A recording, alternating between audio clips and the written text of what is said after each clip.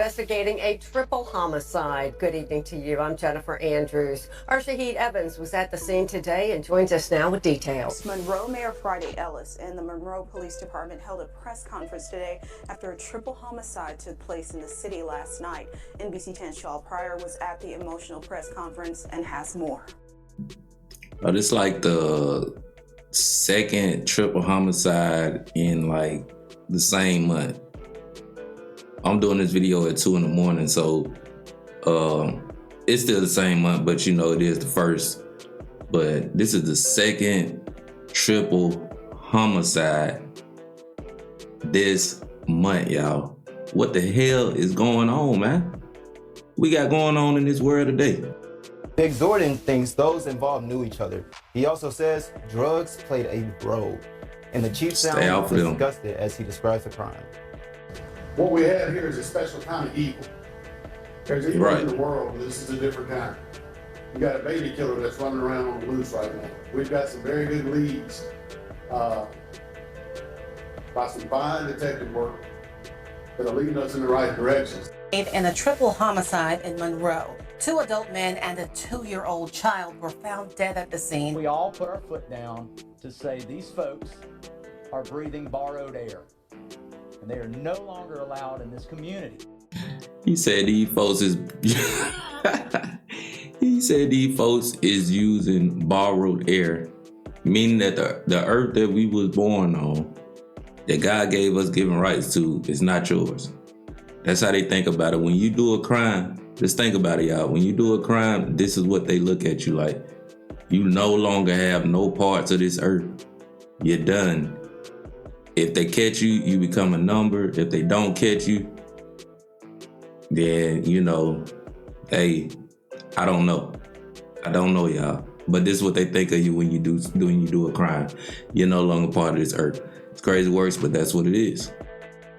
Fam, you notice how in life, it don't even be strangers who do you dirty no more. 9 times out of 10 be the ones you know. The ones you let get too comfortable. The ones you open your door to. Let them chill around your kids, around your space, mess up your peace. Those the same ones that end up hurting you the most. Now this morning I came across a story that honestly turned my stomach. A story out of Monroe, Louisiana. Before I even go further, let me say this. Man, I ain't perfect. And I don't judge people for their mistakes. Right. One thing about me and how I was raised, if you do something to a kid, man, I hate you. And I probably don't hate nothing else in life. But if you harm a child, if you take away a life that's young, I hate you. And I can't even fake it. Most of us probably can agree. Growing up where we from, we probably seen a lot of wild stuff. And I done seen a lot of wild stuff, not only growing up where I'm from, but even doing these stories. Gang beefs, set up cases, love gone wrong. But this one right here, this one hit different. Because this was a man, a grown man, who already been arrested 8 times in the last 5 years. 8 times, fam. What that tell you? And somehow he still managed to come home with the latest happening just 2 months ago, which we'll later discuss. And instead of changing his life, instead of realizing God gave him another chance, he turned around and took the lives of 2 men and a 2-year-old baby girl. See, I ain't mean to pause it right there, but see, the thing is, man, the more that you do something, right? You commit a crime when you do something, they let you out, and you keep repeating the same cycle, man, it's just gonna go back to times where they just lock your ass up and throw away the key. I know y'all done heard that saying before. They lock you up and throw away the key. No, they're gonna go back to that. You know what I'm saying? And it might be some innocent people that, you know, that get in the mix of this from people like this that keep on doing the same thing, get out, and then they getting all these chances, all these 2nd, 3rd, 4th, 5th, 6th, 7th, 8 chances, and then they go do something where there's no more comeback from. But then there's people that do small crimes, and then they might get, you know, just the same amount of sentence. So at this point, man, it's just time to tighten up, man. It's time to, you know, stay out of trouble, man. It's time to, you know, take your blessings, take them and run with them. You know, if you do something, you get locked up and you get a second chance, man, stay out of trouble. It's simple. Because times is changing. It really is. The little girl was the daughter of one of the men who lost his life that night. But I am like, buddy, man, like, whatever. I ain't heard the story yet, but we finna listen to it. I ain't gonna pause it no more, but we finna listen to it, man. So whatever it is, it must be something wicked, sickening, and I try not to hold no hate in my heart either, but we gonna see what's going on with this story though. And fam, let's just pause for a second. If you from the streets or even got common sense, and you know why this clown thought in his mind he had to do what he wanted to do with that little girl. Now it's sick and it's heartbreaking that the only reason I can even stomach telling you this story is because these victims deserve to be remembered. This family deserves justice, and the city of Monroe deserves for this monster to be exposed. On top of that, we're gonna find out where we can help and support. But also, if not many, I pray just one. Learn from this story. Everybody not to be trusted, especially when you're doing dirt. So today, we're gonna go over exactly who this man was, his past, what led up to this moment, look like the a goofy timeline of his tragic night, and how the system failed yet another innocent child. If you're a parent from Louisiana or a parent anywhere in this world watching this, the story gonna hit home because it could have been anybody's family, anybody's baby. So before we go over this one, I want you guys to remember, I won't give you no angle. I just give you the story. So with that being said, make sure you like, comment, and subscribe. We'll jump right to it. Like, comment, and Before we subscribe even to get the into channel. the events of what happened, let's take a second to talk about where this all took place. Monroe, Louisiana. Now, Monroe might not be the biggest city in Louisiana, but it's one of the oldest and most historic. It sits in the northeastern part of the state, right along Washington River, a place that's supposed to be peaceful. Families fishing, kids playing outside. The small town feels where everybody knows everybody. But truth is, Monroe been going through a lot over these last few years. The city population sits under 50,000. And for a place that size, the crime rate is way higher than the national average. In fact, Monroe repeatedly ranked as one of the most violent small cities in America, high in assaults, robberies, and unfortunately, homicides. Some say it's the lack of opportunities. Others blame the poverty rate, which sit close to 35%, nearly triple the national average. You got good people in the city just trying to make it out, trying to do right by their families. But you also got cycles that keep repeating. What's even crazier is Monroe got a deep culture. Soul food, church on Sundays, football on Fridays, and people with big hearts. But between all that, the same pain we see in places like Memphis, Baton Rouge, and Jackson is starting to spill over there too. So when a tragedy like this happens, not a random drive-by, not no street beef, but something that takes the life of a baby, it shakes the whole community to its core. And that's why I wanted to give y'all a little perspective before we jump into this story. Because when you understand what has happened and how the city been hurting for years, you realize this ain't just about one suspect. It's about a system that keep failing the same kind of families over and over again. Now let's go over what led up to the night, the timeline, the victims, and the man police say was responsible. Meet Travis Payton, 24 years old. As mentioned, he'd been arrested 8 times in the last 5 years. One of his arrests come back in January 9, 2022, when a shooting victim walked up to St. Francis Medical Center with a gunshot wound after being dropped off by a white sedan. The local parish sheriff deputies attempt to conduct the traffic stop on the sedan, but lost sight of the vehicle on Bird Jones Lane. According to deputies, they located the sedan at the corner of Bird Jones Lane and Cagle Drive. Once deputies made contact with the occupants in the vehicle, they smelled a strong marijuana odor in the vehicle. At that time, deputies identified Travis Payton in the passenger seat, who possessed an active warrant, and a 21-year-old identified as Jalen Wayne Dix. As deputies searched Payton, they discovered 5 grams of marijuana in the left front pants pocket. Once deputies searched the vehicle, they discovered over 2 pounds, a digital scale, and a pistol. Dickerson claimed ownership of the 9.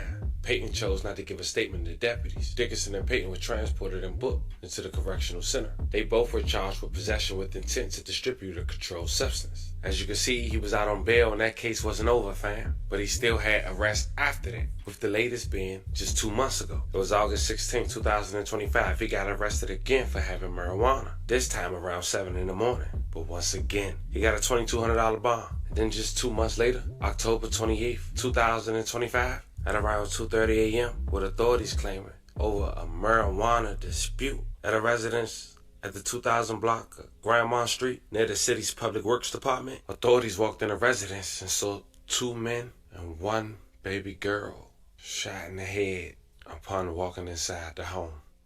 Monroe Mayor Friday Ellis and the Monroe Police Department held a press conference today after a triple homicide took place in the city last night. NBC 10's Shaw Pryor was at the emotional press conference and has more. The result of this is the loss of life of a 2-year-old child. If you know something, say something. Last night on the 2000 block of Gremont Street, there was a triple homicide that took the life of a 2-year-old child and 2 others. What we have here is a special kind of evil. There's evil in the world, but this is a different kind. Make no bones about it, baby killers are our highest priority. Any loss of life is terrible, but to do that to a child who never had a chance to do anything is unacceptable in any world.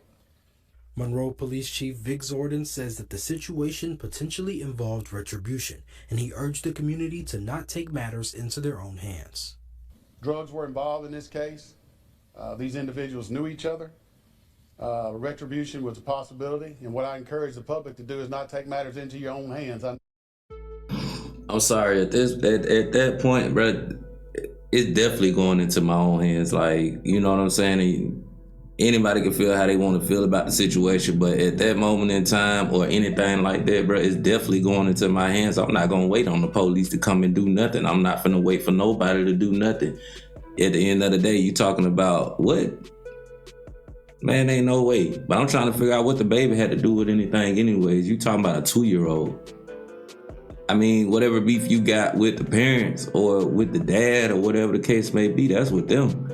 But, you know, man, that's crazy, bro. I don't even want to talk no more. Y'all. We just gonna watch the video. You know, when the situation is significant as this, when you've got a 2.5-year-old female baby dead, that you want to take things in your own hands, don't do that. That makes things worse. The call to action for the community is to report any knowledge they have of the situation to help Monroe Police capture a suspect. This isn't just about this crime, it's about justice. It's important that we all put our foot down to say these folks are breathing borrowed air, and they are no longer allowed in this community. But we are a part of the criminal justice system, and we take our part seriously, and we ask that anybody else involved in this to take theirs serious as well. At this point, the investigation is still ongoing. For the full press conference, you can visit myarklamiss.com. Reporting for your Arklamis news source, I'm Shaw Pryor. Appeared to be a home invasion, and through countless efforts by MPD officers and detectives, along with valuable tips from the public, the following day they was able to identify and arrest the suspect. Police stated in a Wednesday update that Travis Payton, 24 years old, was taken into custody and charged with 3 counts of first-degree murder, home invasion, and criminal conspiracy. The 2 male victims was later identified as Jabor Simpson and Jamal Bosley, and it seemed the 2-year-old girl was Jabor's daughter. May all 3 rest in peace and love and condolences to you guys' families. Now it seemed the mom wasn't home at the time, and in fact, she got a call. She lucky she wasn't. Daughter. Didn't know to what extent happened and will she be okay or even survive. According to the aunt, she was on a flight and saw countless posts about her daughter no longer living. And that's when she got the news.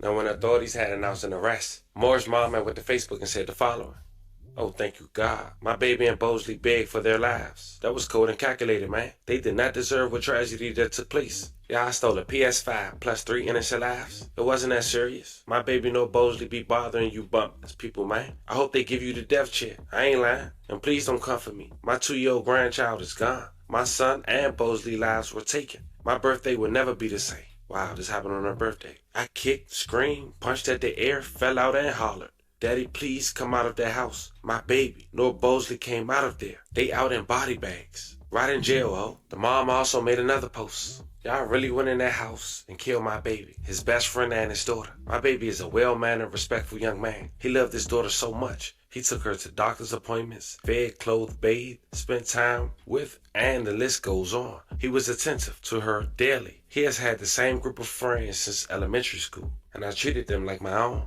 He was at home with his daughter, not even expecting intruders, insinuating it was more than one fam, to come and invade their home and interrupt their peace. It looked so bad in that house. That was an act of evil that is unimaginable. They played with y'all for their lives. My baby played for his daughter's life. Y'all really did this bad, though. Neither one of them deserved this. I love my baby, man. That's my baby boy, man. Y'all did not have to do that. I pray justice is served. I pray y'all don't sleep. I pray y'all have nightmares of the mess y'all left us broken-hearted behind. We need prayers to get through this difficult time. I will never be the same." Man, I ain't gonna lie. This one heavy. Every time I think about that little girl, 2 years old, didn't even get a chance to grow up, to learn her colors, to tell her daddy name, it hit me. And the part that's the hardest to process, fam, is that this ain't no isolated situation. It's the same pattern we see over and over again.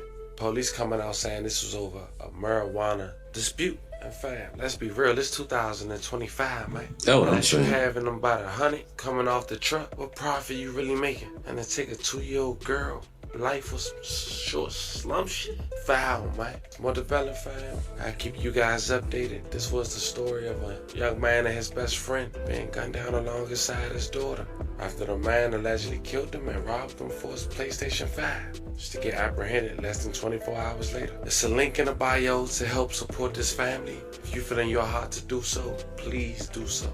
Talk to me in the comments. Man, that's just sick right there, man. That's just sick, man. Low life, you know what I'm saying? Low life shit just don't make no sense, man. For somebody to sit there and you know, to take a 2-year-old out this world for no apparent reason whatsoever. She couldn't have gave you no reason, so no reason whatsoever. You know what I'm saying? Just sick way, man. But I hope they treat that man real good. You know what I'm saying? I'm talking about treat him real good while he up in there rotting in prison. You feel me? I hope they treat him real good, man. Feed that dude something real good, man. Sad situation, man. Rest in peace to all 3 of them. You know what I'm saying? Until next video, I'm out.